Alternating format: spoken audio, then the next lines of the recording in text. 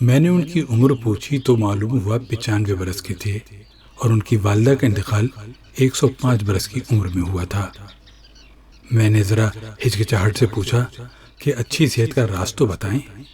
کہنے لگے بس بیمار نہ پڑو۔ میں نے کہا یہ تو ہمارے بس کی بات نہیں۔ ہنستے ہوئے کہنے لگے بس کی بات ہے۔ میں نے کہا بتائیں، میں ضرور عمل کروں گا۔ میرے قریب آ کر آہستہ سے کہنے لگے منہ میں کبھی کوئی چیز بسم اللہ کے بغیر نہ ڈالنا چاہیے، پانی کا قطرہ ہو یا چنے کا دانہ۔ میں خاموش سا ہو گیا۔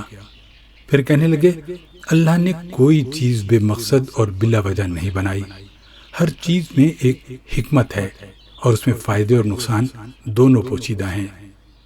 جب ہم کوئی چیز بسم اللہ پڑھ کر منہ میں ڈالتے ہیں تو اللہ اس میں سے نقصان نکال دیتا ہے۔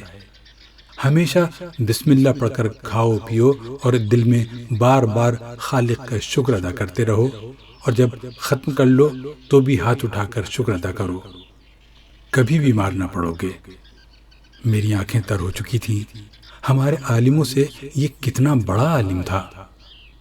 دیر ہو رہی تھی، میں سلام کر کر اٹھنے لگا تو میرا ہاتھ پکڑ کر کہنے لگے کھانے کے حوالے سے آخری بات بھی سنتے جاؤ۔ میں جی کہہ کر بیٹھ گیا۔ کہنے لگے اگر کسی کے ساتھ بیٹھ کر کھا رہے ہو تو کبھی بھول کے بھی پہل نہ کیا کرو، چاہے کتنی ہی بھوک لگی ہو۔ پہلے سامنے والے کی پلیٹ میں ڈالو، اور وہ جب تک لقمہ اپنے منہ میں نہ رکھ لے تم شروع نہ کرو۔